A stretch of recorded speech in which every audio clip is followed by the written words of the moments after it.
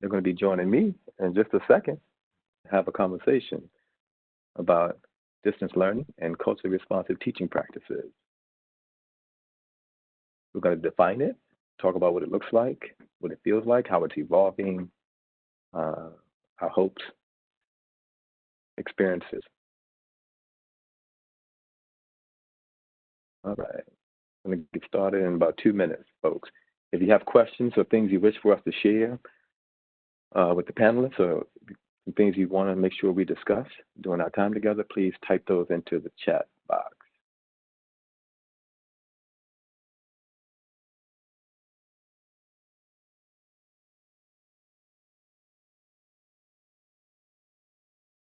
All right, then Larissa, Lisa, you can queue up. Let us see your amazing faces. You can even unmute. We're going to get started in about 1 minute. I thought y'all had left me there for a second. I just want to make sure y'all still with me. We will unmute them. And Emily, are they unmuted? Can folks, they all good? Are you unmuted on your end? Let's do a little quick sound check before we get started. Lisa, can you hear me? Yes, I can hear you. Can you hear me? All right. I got you. You sound really good. Larissa, how about you? Yeah, I'm here. I might actually end up muting myself just because my 5-year-old nephew's here as well, so just so there's not too much background noise, but I can hear you. All right, I won't get too nervous when I see that little red. Yeah. Sten, are you with us? Yeah, can you hear me? I can hear you. We cannot see you. Can't see me. It's giving me, saying my camera is loading. Oh, I can log out and log back in real quick and see if that resolves it. Yeah, it would be something if the technology support person is the one having issues today. Yeah, right. Some more situational irony for you right there. Well, go ahead and log off and come back on. Sounds good. And we will get started in just a second. And for the folks who've logged in today, we'll let people continue to log on. This is the first of what we have planned for session. There he is right there. Yeah, that would be a good time to mute, Larissa. We haven't started yet, but that would be a good time to mute when he puts his face right into the screen and starts yelling. But otherwise, let it go. So for folks who are joining on, we're going to give it another 30 seconds or so. We have a few others who are attempting to log in. We're going to get started. If you have questions for our panelists today, as we are discussing ICSD Distance Learning 2.0 and culturally responsive teaching practices in a distance learning environment and also in our schools, please share those questions in the chat room. If you have examples to share, we would love to see those in the chat room also. We're going to get started here shortly as Sten is logging back in, and we have a few other folks who are attempting to log in today from all of our community who are tuning in for this important conversation. The first of the multi-session webinar. Again, use the chat feature today. We are going to use the chat box to gather questions for the panelists and things and topics you wish for us to share.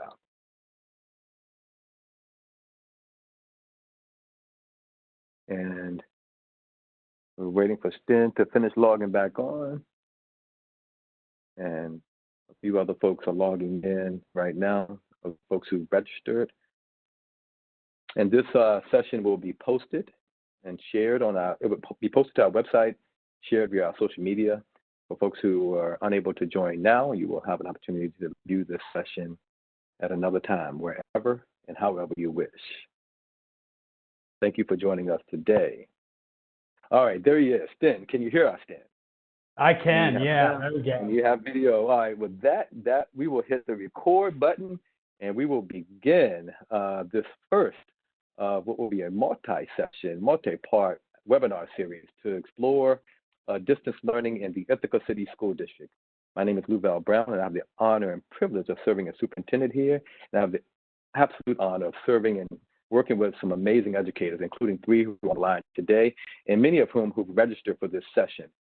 We hope to talk about distance learning in the ICSD and what it looks like, what it feels like for us in our continuous improvement efforts, with a special focus today on culturally responsive teaching practices. Again, these sessions, we're going to do these every Monday afternoon. We're going to be recording these sessions, and we're going to be posting them onto our website, and we will be sharing them out via our social media networks. Again, today is about culturally responsive teaching practices in distance learning environments and in the bricks and mortar, and we have 3 amazing educators to help us with that. Now, as you have questions today or examples today you wish to share, please type those into the chat feature of this WebEx. So with that, I wish to introduce some amazing educators. I'm going to have them say a bit about themselves. We'll do that as I introduce them. And the first, we'll start with Larissa Anderson. Larissa, please share a little bit about yourself with the folks who are logging in today. And thank you for joining us, Larissa.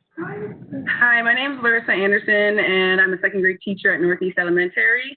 I actually am from Ithaca, and this is my 10th year teaching. I've taught first and second, and I've also done a pre-K summer school. And you might hear in the background my 5-year-old nephew, and he's actually goes to pre-K at BJM. So I actually went there as a little kid too, so it's really cool that my nephew is now going to BJM as well. So yeah, that's a little bit about me. Thank you for joining us and for sharing today some of your expertise. Next, we will go to Sten. Sten, please share. How you doing? I'm Sten Anderson. I am an instructional technology integration specialist and instructional coach working at Ithaca High School. It's my second year here in ICSD. I came over from Dryden, where I previously taught as a biology teacher in both middle school and high school. So definitely it's good to come over to ICSD, and I'm really thriving in the mission and vision of the district. We're very fortunate to have you, Sten, with us, and you've done some amazing things. And we have much more work for you to be involved with, so happy to work with you and for you to be here. Hi, Lisa, one of my favorite educators. Lisa, please introduce yourself to the group. Oh, you're on mute, Lisa. You're on mute.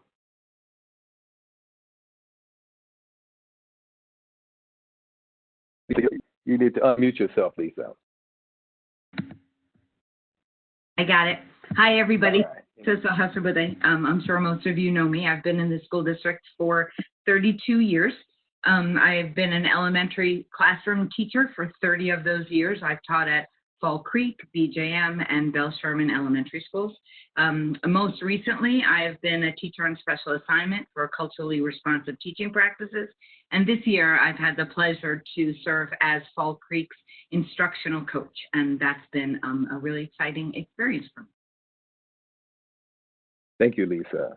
And panelists, you can stay unmuted because this is going to be an informal conversation. I'm going to be asking you questions. You can ask questions of one another. We're just going to explore this topic, culturally responsive teaching practices in distance learning.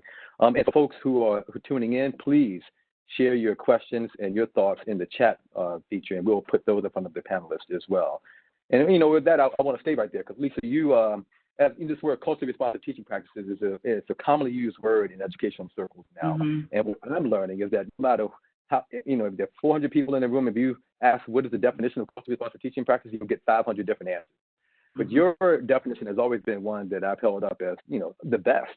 Could you describe what do we mean in our school district and in our community when we say culturally responsive teaching practices? Lisa. Well, culturally responsive teaching practices seems to just be the term that we have settled on in the Ithaca City School District. A term that I like actually better is culturally and linguistically responsive and sustaining education. The culturally and linguistically piece comes from Dr. Holly, and the sustaining part comes from Django Paris and Samuel Lim from University of Wisconsin, I believe. And they add the sustaining piece to help us understand that what we have to be doing in schools is helping people and families to continue to be who they are. So culturally and linguistically responsive and sustaining education is education that is relevant and responsive to the home culture of the child. So that means whatever children are coming to us with has to be respected, and we have to figure out ways to help them grow and become even better members of our society. Dr. Holly talks a lot about the difference between mindset and skill set. Mindset has to do with understanding that people come with knowledge, they come with funds of knowledge, if you will, and that every child sitting in front of us knows a lot already and has certain ways of doing things and certain things that they're used to doing. In order to be responsive to them, we have to kind of change the way we're doing things. You know, when I'm in a classroom, I'm teaching the way I was brought up to be. The people sitting in front of me, the children sitting in front of me weren't brought up in my household. They were brought up in multiple households all over the place, right? So it's our job as educators to know who is sitting in front of us and to teach them with materials and in ways that help them to thrive and become the best that they can be. Beautiful. Thank you for sharing. And in a second, we're going to go into some very specific examples of what that looks like in practice. But before that, Jen and Larissa, I would love for you to, one, respond to that definition, but two, talk about, we have an elementary perspective and a secondary one primarily.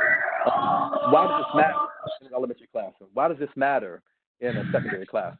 You're working with so many teachers and you're in classrooms every day too. So maybe we'll start with Larissa and then Jen.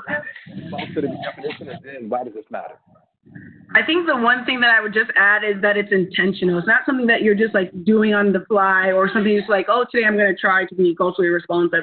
It is very intentional, and you are planning this within every aspect of your teaching, of your lessons, of your discussions. And I think the main takeaway for me is that I want and need all my students to feel like they are incorporated within every part of my lesson.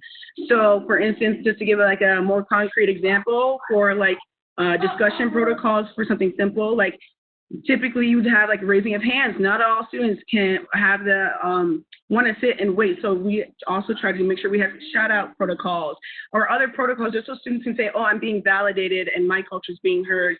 And then I think the other key is that it creates a culture with the students, and you really get to see the multiple layers of who they really are. So it dives in deep of who they are, but also looking at us as educators, and we get to explore who we are even more as well too with our families. So yeah, I'm going to pause on that note. No, you're good. It's lively over there. Stin. Yeah, and I love the intentional piece there. It is definitely very intentional, and it's, for me, it's about sort of celebrating the strengths that the students bring to our classrooms and really sort of leveraging that, because when they see themselves in the approaches, the materials, the languages, then they get excited about learning, and then it's really a self-begetting cycle there. Once they're successful, they want more success. So yeah, it's definitely thoughtful and it's intentional and well done to really build them up. And then while doing that, it's also teaching them that, okay, that is the home culture and behavior, and this is the way that some school and business operates, and here is the sort of skill set, the vocabulary, the language that you need to use to maybe be successful in that situation. So it's really, it's also like a teaching tool for success down the road, and also really like having a vibrant celebratory classroom of who they are as humans. Mm-hmm. So, I mean, we have the definition, we have why it's important. Let's get into some very specific examples of what it looks like in practice. And again, we couldn't have three better people to speak to that. Maybe let's start with the physical environment, or the bricks and mortar, or the old school approach, which was just a couple of months ago. And then we'll transition to new school. And what we see as on the horizon is this blended, more virtual environment that we are operating in now and into the near future and beyond. So Lisa, maybe talk about, take it wherever you want to go. You want to talk about the physical first and then compare that to the digital, or do physical only, and we can talk to other folks, and however you want to take it, go for it. Well, I think the most important, that I want to go back to that mindset skill set piece.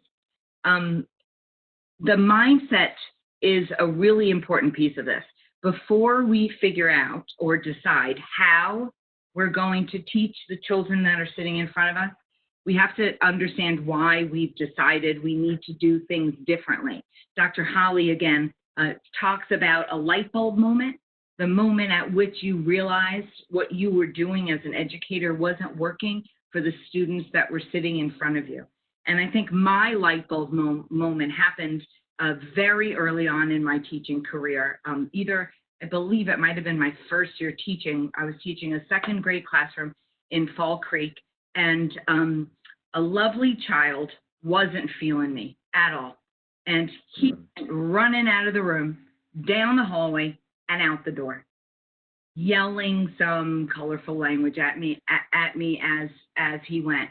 Now, I was 27 years old and had absolutely no clue what was going on. But one thing I did know was that I had done something that didn't work for him. So that meant that I was going to have to begin to do things differently. And that kind of set me on my journey of learning how to do things differently. That was 1987-ish. And in 1987, we didn't say culturally and linguistically responsive and sustaining education. At that point, the field was multicultural education. And multicultural education really didn't speak about the why and the how as much as it spoke to the what. So the first thing that I was able to realize was that what I was teaching this child wasn't what he wanted to be learning. So the most important piece of culturally and linguistically responsive and sustaining education, that's a mouthful, is to listen to the children. Voice and choice in the classroom, whether it is a bricks and mortar classroom or a virtual classroom. What do the children want to learn? How do they want to learn it? This is a very, very hard thing for teachers, me, to shift, to really understand that I am not the end-all, be-all of the classroom, but the children sitting in front of me are the end-all, be-all of the classroom, and allowing their choices and their voices to come through every single day is the challenge. And that's the same whether we're in the bricks and mortar situation or if we're in a virtual situation.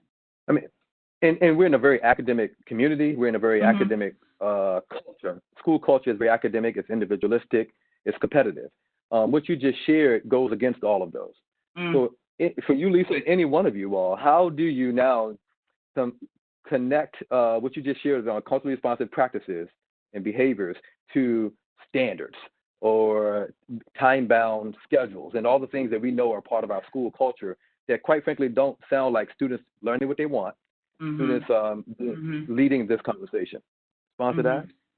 I can respond quickly. I don't see the other people on my screen, so please tell me that somebody else's turn if it's somebody else's turn. No, we're going to go to you. Respond quickly. We'll get to them. Yeah. Okay, very, very quickly. That's why teaching is an art form, because it is the educator's responsibility to make that connection between what the children want and what they have to learn. And we know how to do that. That's why we go to school, to learn our craft. And as we do it more and more and more, we get better and better and better. But that's what makes it an art.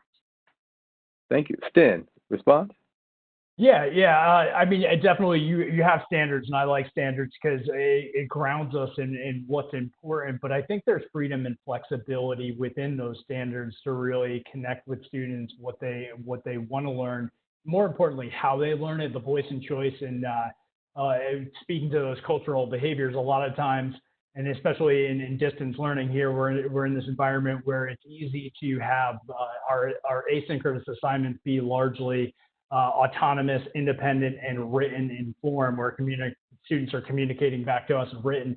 But I think there are like really creative ways that we can actually create environments where students still collaborate, even though geographically separated, and can communicate in non-written pathways, such as through video and audio recordings, and also sort of through imagery, through the use of like memes as a youth culture thing. There's lots of creative ways that we can do that. So sometimes we have our standards, and it's important to hit those standards. The way we go about them, as Lisa was saying, teaching is an art. And that's what really drives me as an educator, and the creativity of teaching that I really enjoy and that keeps me going is, okay, how can I do this in a way that is going to hook all students and is going to really sort of create that buzz and that joy in the classroom that when that happens, that's just like, it's the best feeling in the world.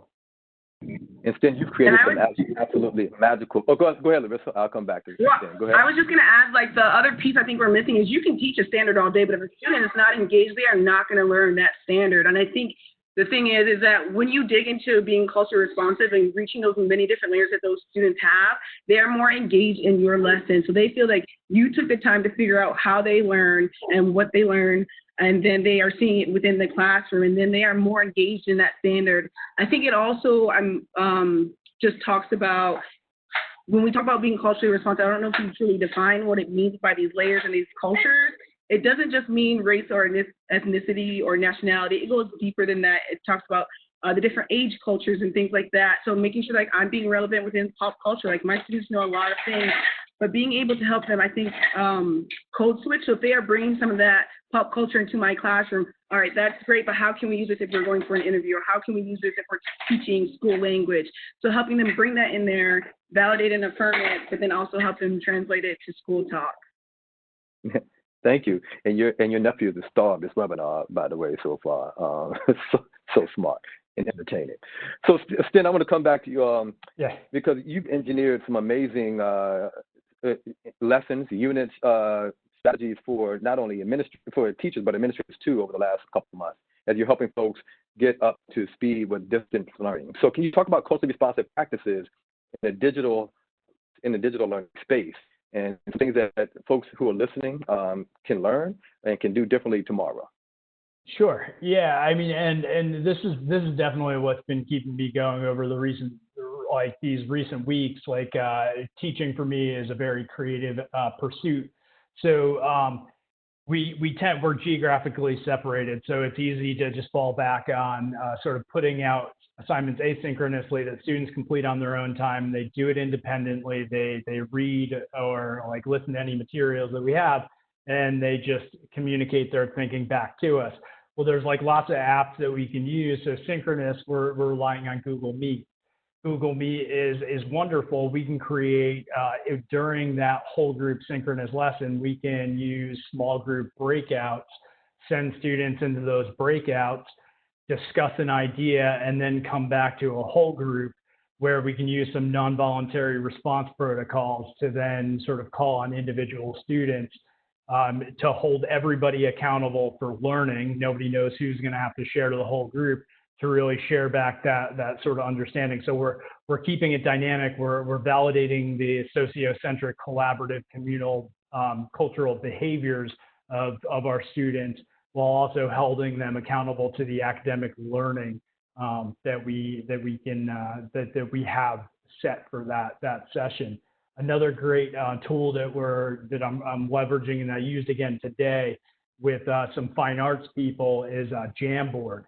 Google Jamboard's a wonderful collaborative communal whiteboard. And we actually did this one. I actually got the idea from Carrie Brindisi, the science department leader. We did a would you rather game using Jamboard. So on each side of the board, I had a would you rather run out of milk or would you rather run out of bread. Person dropped a sticky note onto it, and they would move the direction to what they were going. So there's a movement protocol in the classroom that we're working around, and we're doing it virtually, digitally through the movement of sticky notes.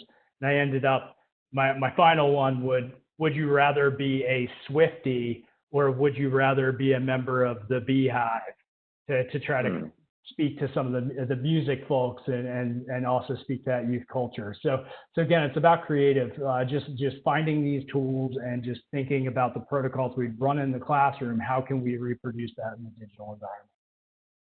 That's outstanding. And we're going to post some links to some of these resources and some of your, I think you put out some videos and some instructional things for folks to look at too. Yeah.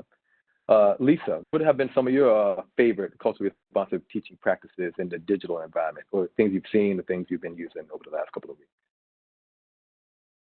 Well, what I've actually seen a number of teachers at Fall Creek do, and they've done it masterfully, is to use in a Google Meet setting to use some of the response protocols from Dr. Holly's center and have the children use their video on and off to show who has already gone. So, for example, if you wanted to do a greeting protocol in your Google Meet, after the child, so everybody's cameras are on, but their mics probably are off. And then the first person starts. If I start, I say, "Good morning, Dr. Brown." You say, "Good morning" back to me.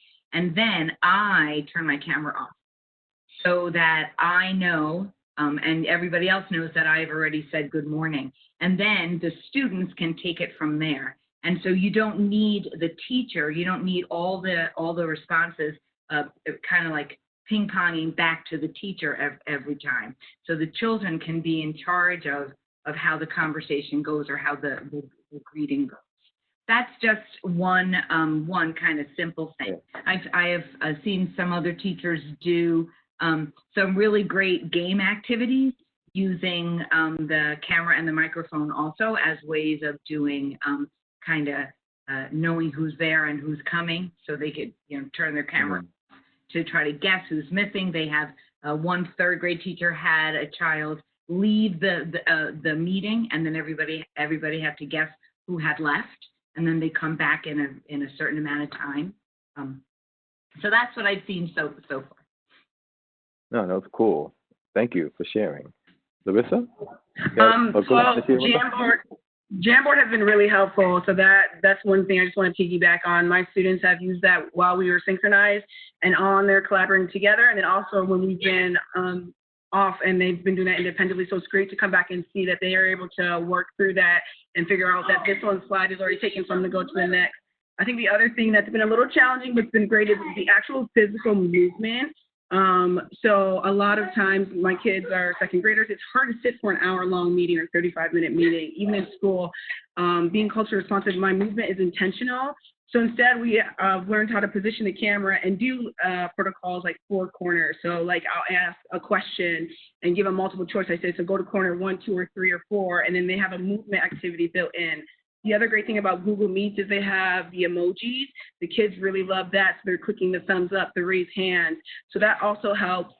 There are also moments in the meeting where I allow them just to unmute and take charge and do what they want. So it's this overlap of conversation, and they have learned kind of like this shadow and popcorn where they're going, okay, there's a break, I can now join the conversation. There's 3 of us talking, and they kind of start to take care of each other. Like, hey, did you know our this friend hasn't had a turn yet? I think the other big thing is respecting that it's hard for kids to show their face on here. So if they do feel uncomfortable, that they can mute their screen and they can just chat in the type box. That's been the other thing, just being responsive to that. And also, as you can hear my nephew here playing that, there are other families with multiple kids in there.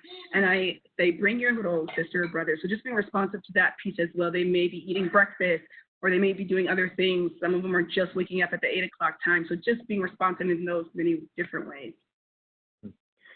Yeah, and I have so many questions. I'm taking notes, and then I have all these questions I want to ask y'all. And I know it's not my session only, a private session for Dr. Brown.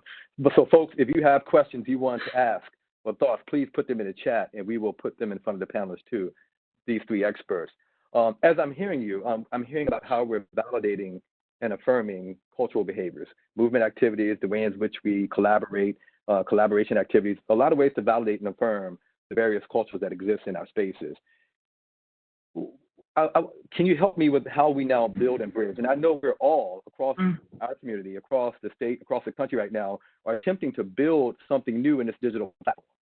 So this building and bridging, this future dominant culture that we're now building together as an industry in this digital environment, it's going to be new, and it could be by default back to the traditional, individualistic, competitive, all these things that we've done in a bricks and mortar building. We can build that same thing in a digital environment if we're not careful.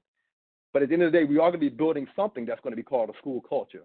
So I know this is, it's a beta thinking as far as my question. So please, if you need some more time to think about how to respond, I don't even know what my question is. I guess I'm asking, how are we building and bridging right now? For the folks who are unfamiliar with our acronyms, validating and affirming is, validating and affirming the various cultures that exist in our spaces and the differences and make sure everyone feels comfortable. But the building and bridging is about taking into account those various cultures and then giving the young people the skills to navigate this school culture that we know is consistent and is dominant.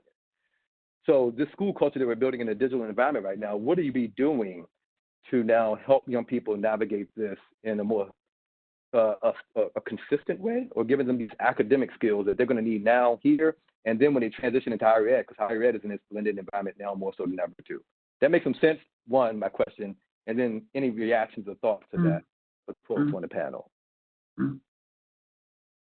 I mean, I'll jump in. The one thing I was thinking for me is like a teacher in this, almost the building and bridging for me, which is revealing is like video. Now that we're sort of teaching remotely, it's easier for me personally in my teaching. It's easier to have students respond to me in sort of non-written forms.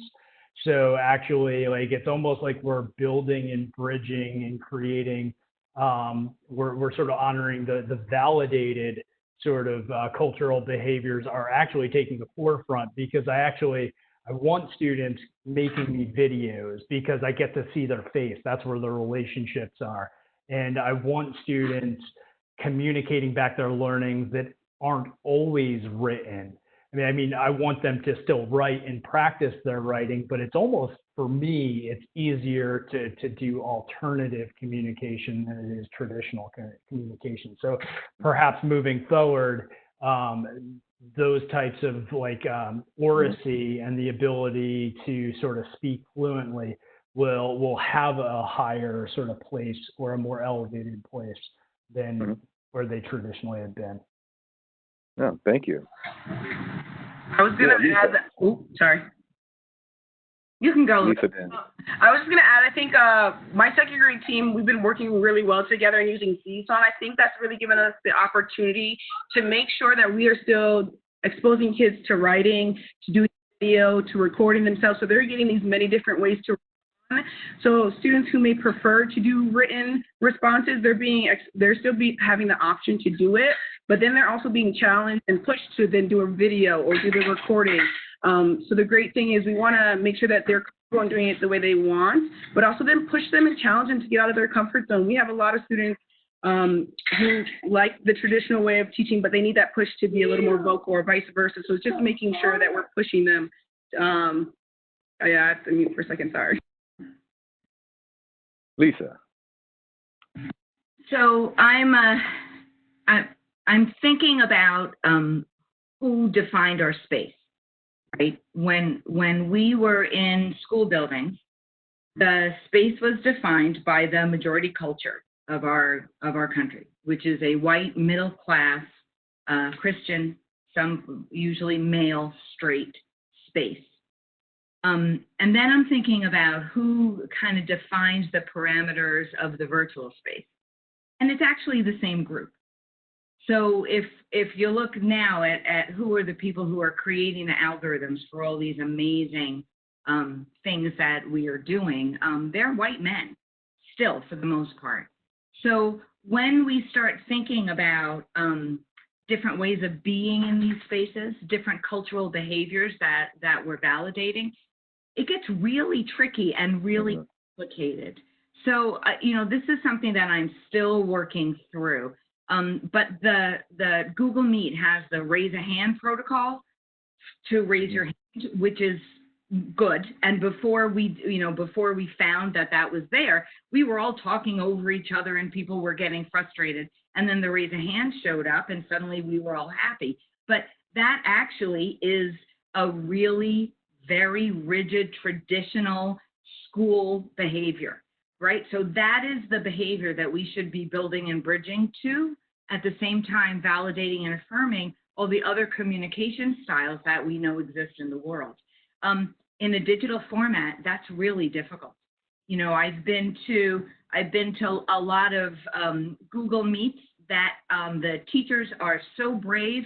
In the first 10 minutes of the Google Meet, all the children's microphones are on, and they are talking all over each other, and it's wonderful. But then I recognize the pull when we need to do some direct teaching. You have to have those microphones off. So this is still totally new, right? How do you validate and affirm and build and bridge in this new space that we're just beginning to define? So as I've seen you all teach now, if I'm in front of a classroom and I'm an expert like you all, I'm saying to students, right now we're going to validate and affirm your social centrism, and we're going to allow you to talk over one another and just jump right in, or go into a separate meet on a different tab to talk. But we're going to be building and bridging, and we're going to be practicing some school culture in a second. And I need you to raise your hand to get in to report out. So is that how we would do it for the folks on the line? And as I'm attempting to present what it look like, well, got it. I think a big thing is to name it. The students, we need to know what we're doing and what we're saying. So I just like what you just said, I constantly in the beginning was naming everything. My classroom got to the point where we didn't need to name the protocol. They just called out. I said, what protocol do you want to do? They would call it out. Or what discussion do you want to do? They would call it out. But at first we would say, hey, right now we're going to have a moment of silence. This is really great for friends who need that thinking time, and we're all going to practice this. So they always knew why we were doing it and who it was to validate, and then to practice this, and then we do it a different way. So you're constantly always naming it so the students know. It's kind of the same thing when you have a target for your standard. You know what the goal is for that lesson, so it's a similar thing. So y'all, we were at we got 10 minutes here. We're gonna do a bit of a lightning round. I'm gonna take some of these questions, just throw them out there. I may just call on specific people I know may have a good answer. Oh, you all have great answers, but I'm just gonna call on you. Lightning round. Secondary examples, middle school and high school. Can you give me another great secondary high school example about how to incorporate culturally responsive teaching practices into one of our virtual sessions? Sten, you're up. Cool.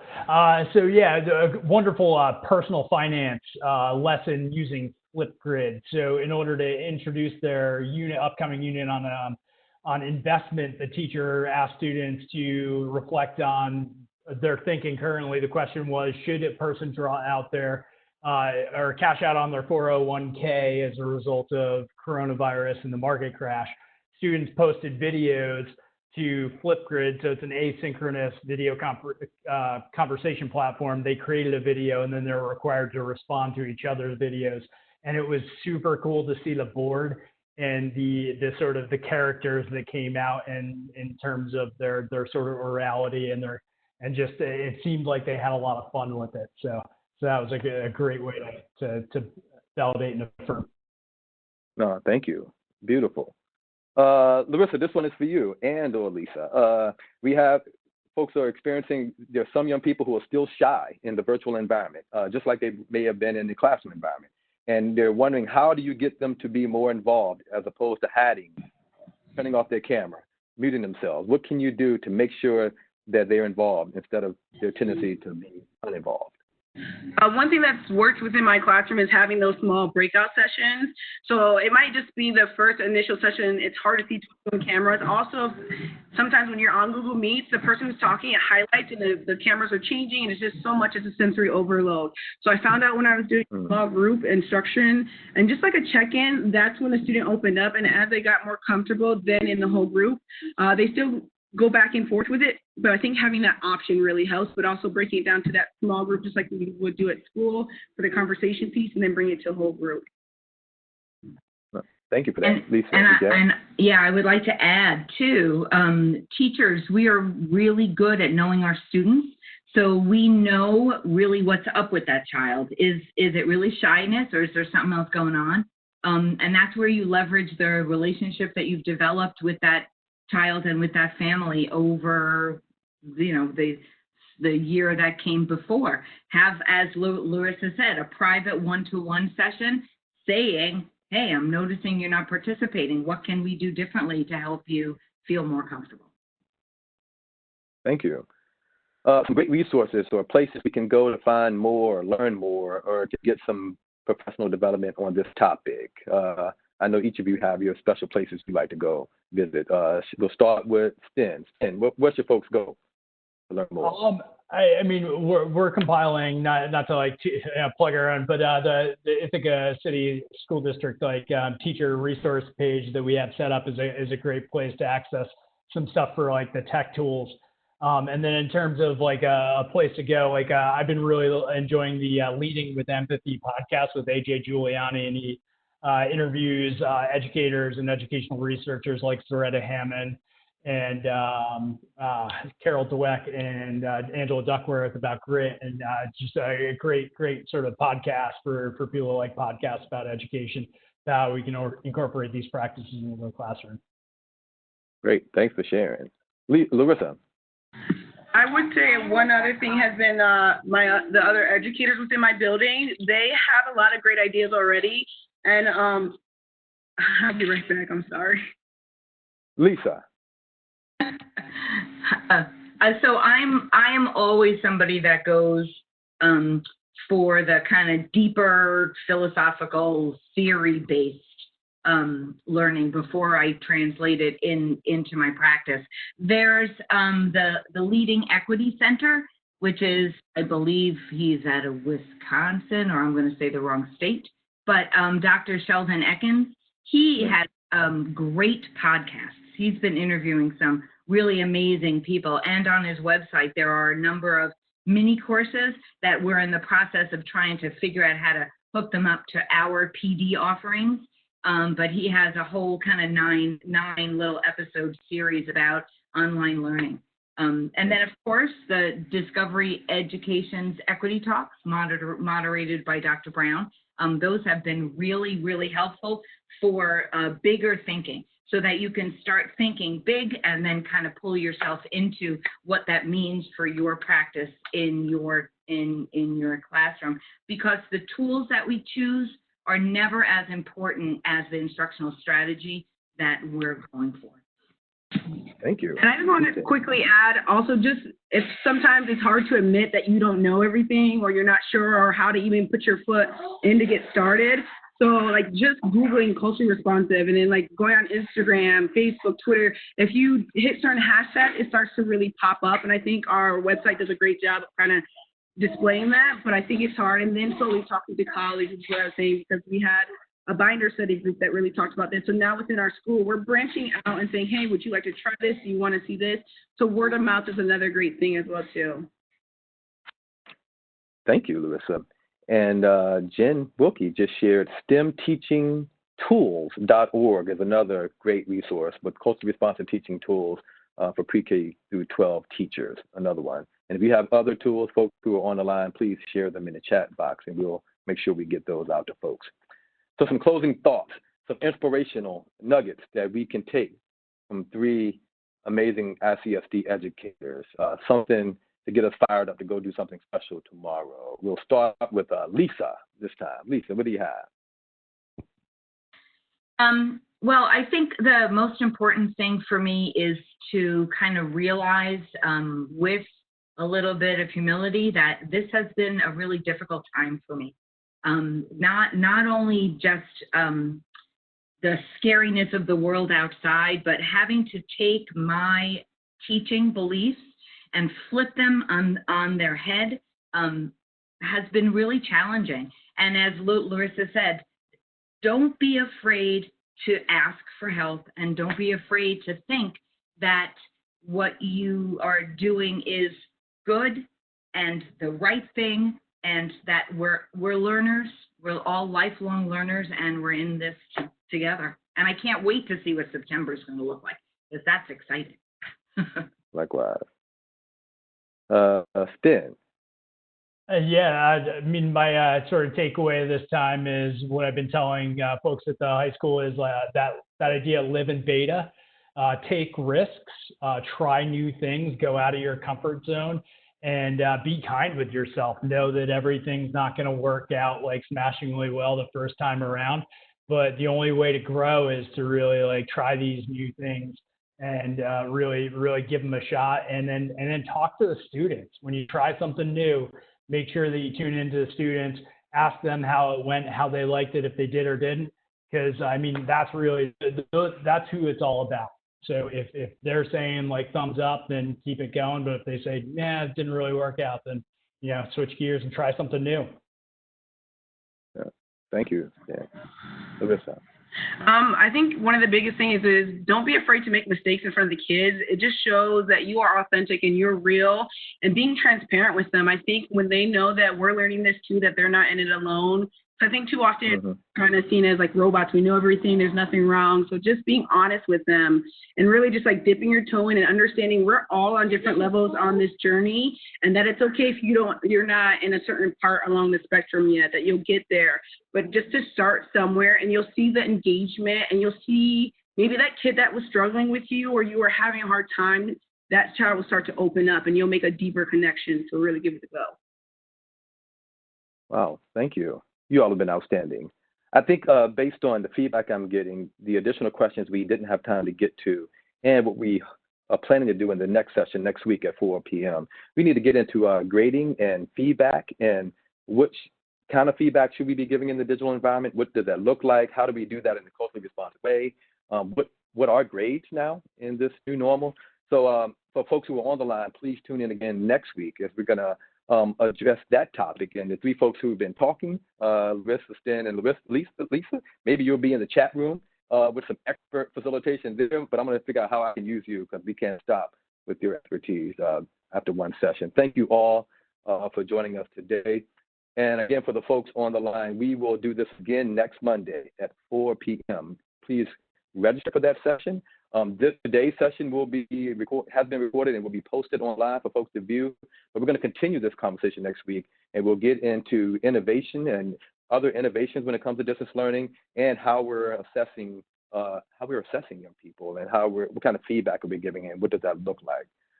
So with that, we're right on time. Thank you all for joining, and thank you to our amazing panelists for being a part of the session today. Thank you all. See you next week. Thank you, Dr. Brown. Thank you. All right. Thank you.